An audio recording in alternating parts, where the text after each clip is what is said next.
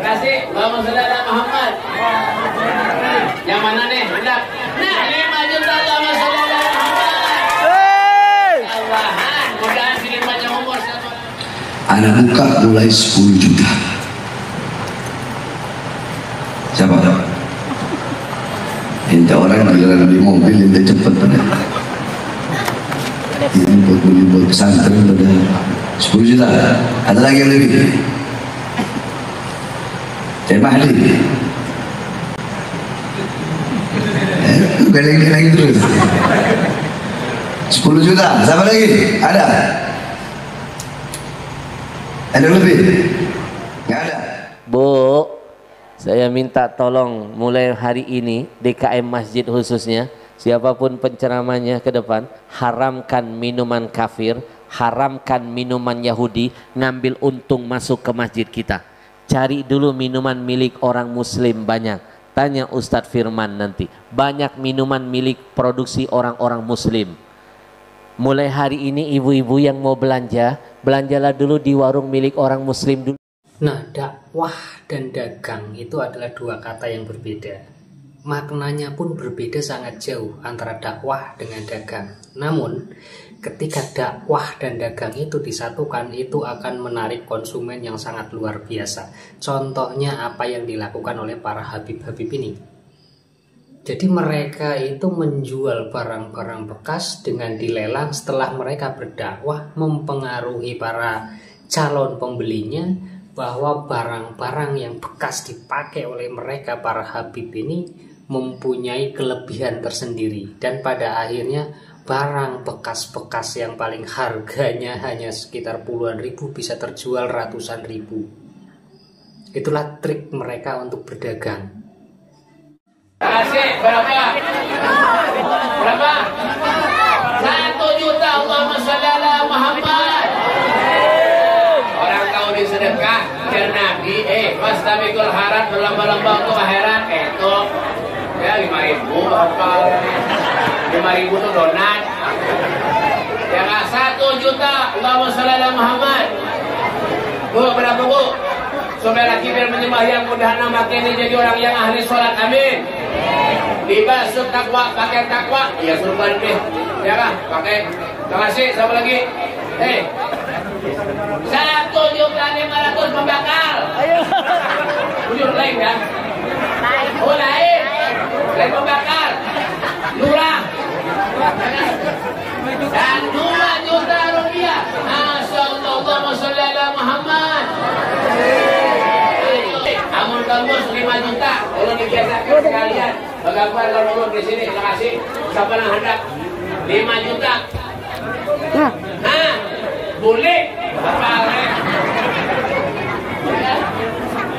Siapa yang hendak 5 juta? Terima kasih. Ya, jadi yang mana yang mau menyambut tapi tidak membawa uang bisa dihubungi sama panitia, Bib ya? Tahu ya.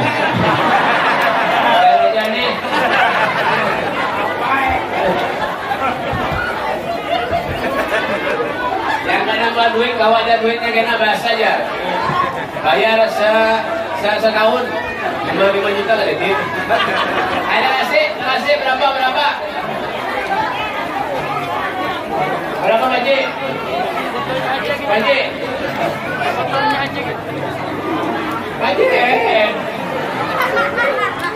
Kasih, mudah-mudahan sugih beratahan, amin.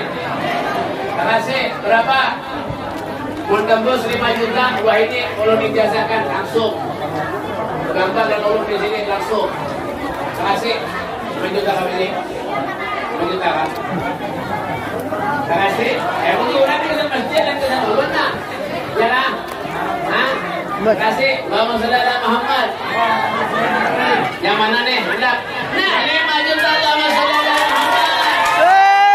Allahan, mudah-mudahan sini panjang umur satu orang lebih. Kita julung dari sini, Masya Allah, 5 juta. Ini, siapa miliaran? Ya, nah, Masya Allah, mudah lo berkah, nah. Masya Allah. Lu mampir enggak? Masya Allah, mudah sehat, panjang umur. Masya Allah, Alhamdulillah. Langsung Bapak lanjutin. Haji aja, sini, Masya Allah. itu satu ya, satu dari Habib yang berjualan sorban sampai harganya 5 juta. Tapi jangan percaya begitu saja dengan yang menunjuk pertama, saya mau sekian. Lalu ada yang kedua, saya lebih sekian. Itu sebagai pancingan untuk menarik orang lain yang tidak tahu dengan permainan mereka agar membeli lebih mahal dari harga yang orang-orang pertama itu tawarkan.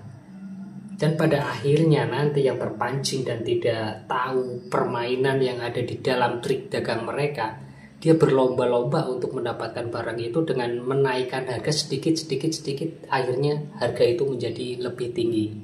Oke, ada lagi yang dilakukan oleh siapa, Habib Bahar. Habib Bahar ini lebih parah lagi nih, sorban sudah dipakai 13 tahun dilelang juga di situ. Karena kami sedang bangun pesantren, sedang membeli tanah apa semua segala macam. Nah, makanya pada malam hari ini coba yang santri angkat tangan. Jadi kelihatan yang bukan santri mana. Yang santri angkat tangan coba. Nah, berarti yang bukan santri yang depan ini. Yang depan ini bukan santri. Yang depan sama yang di panggung bukan santri ya. Kelas yang santri.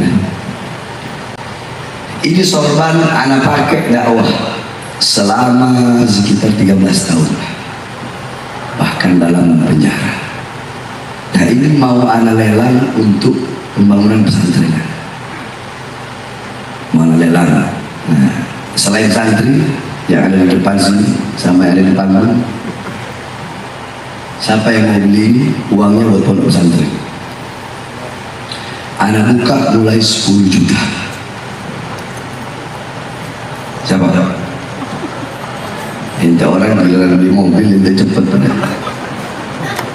Ini buat beli buat pesantren pada 10 juta. Ada lagi yang lebih? Mahdi. Geleng-geleng terus. 10 juta. Siapa lagi? Ada? Ada lebih? Nggak ada? Udah? Ya akhir, buat beliau 10 juta. Mudah-mudahan barokah di akhirnya. Insya Allah mendapatkan keberkahan dari dakwah yang selama ini anak pakai kemana-mana. Insya Allah beliau ikut mendapatkan keberkahannya. Amin amin. Rabbal alamin. Nah itu dia yang dari Habib pertama dan Habib kedua ini triknya hampir sama. Yang ketiga ini agak beda. Jadi memasarkan produk buatan mereka yaitu air minum dengan menjatuhkan produk-produk lain. Contohnya menjual minuman mineral dengan menjatuhkan dari produk-produk dari perusahaan lain yang katanya produk dari Yahudi dan lain sebagainya. Nah ini dia. Bapak Ibu, ini salah satu minuman yang paling setia menemani dakwah saya kemana saja. Namanya ajwa. Ajwa diambil dari nama kurma Nabi yang ada di Saudi Arabia. Apapun yang menempel dengan Nabi disebut, didengar, pasti diberkahi. Ajwa ada artinya ajaib water. Ajwa ada pelesetannya. Kata anak saya ada pelesetannya. Lihat ada huruf apa? AJWA. Al-Habsyi jual water ajib. Bapak Ibu mohon doanya. Ini perusahaan saya yang kelima. Satu-satunya perusahaan saya yang tidak terkena imbas pandemi. Pandemi tetap bersemi. Benar janji ilahi. Wa ja'alna minal ma'i kulla syai'in hai. Kata Allah dari air semua bisa hidup. Ayat kita dibaca oleh orang kafir. Dipelajari orang Yahudi. Mereka dapat petunjuk, dapat hudan. Karena mereka mengaji dan mengkaji. Bapak Ibu, kita muslim tertinggal sibuk ngaji, males mengkaji. Bapak Ibu tahu siapa yang pertama kali bikin perusahaan air minum? Orang Yahudi. Dari mana dia tahu air itu bisnis yang menjanjikan? Dari Al-Quran, ayat yang tadi saya bacakan. Bapak Ibu tahu 85% minuman yang ada di Indonesia ini dikuasai perusahaan Yahudi. Dengan berbagai macam mereknya. Salah satunya yang botolnya biru. Inisialnya aja. Aqua. Inisialnya aja. Yahudi kalau bikin perusahaan untungnya buat siapa Pak? Israel. Kalau nyampe ke Israel dia beli apa? Senjata. Dia pakai untuk apa? Dia bunuh saudara kita di Palestina. Tahukah kita siapa pembeli terbesar produk mereka? Majelis taklim kita, acara di masjid kita. Malu nggak sih dengan Allah yang ceramah, yang ngisi majelis ulama kita, yang hadir jamaah kita, acara di masjid kita. Kenapa minuman Yahudi ngambil untung dari majelis kita? Dan untungnya dia pakai lagi membunuh saudara kita. Apa itu bukan namanya kebodohan di atas kebodohan? Betul? Bu, saya minta tolong mulai hari ini DKM Masjid khususnya, siapapun penceramanya ke depan, haramkan minuman kafir, haramkan minuman Yahudi, ngambil untung masuk ke masjid kita. Cari dulu minuman milik orang muslim banyak. Tanya Ustadz Firman nanti. Banyak minuman milik produksi orang-orang muslim. Mulai hari ini ibu-ibu yang mau belanja, belanjalah dulu di warung milik orang muslim dulu ya. Yang mau makan cari dulu restoran milik orang muslim dulu ya. Yang mau beli produk, belilah produk orang Islam dulu ya. Kalau pedagang muslim kaya, zakatnya nambah, sedekahnya bertambah, syiar agamanya di mana-mana. Stop, jangan sibuk memperkaya musuh-musuh kita yang untungnya menghancurkan agama kita. Betul?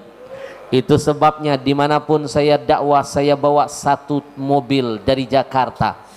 Nggak cukup mobil kecil, truk saya hadirkan. Nggak bisa lewat darat, satu kontainer saya kirim lewat laut. Paling tidak di mana saya berada, mulut saya tidak minum lagi produk-produk Yahudi. Setiap tetes minuman Yahudi kita minum, dahaga dunia kita saja yang hilang, tapi kita lupa tetesan itu mengakibatkan dahaga buat Palestina, dan itu akan jadi dahaga buat kita di alam barzah nantinya.